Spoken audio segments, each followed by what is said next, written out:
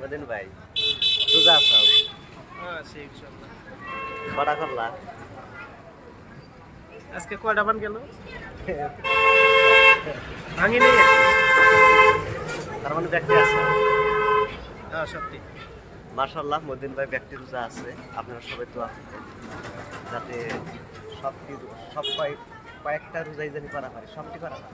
ইনশাআল্লাহ নিয়ত করছি যে আল্লাহ যদি কোনো ভালো মুসিবত না দেয়, শরীরটা সুস্থ এবং ভালো রাখে, সবগুলাই করার নিয়ত আছে ইনশাআল্লাহ। এ হব সবারই রোজা মুবারক থাকলো। ইফতারের টাইম হয়ে আছে।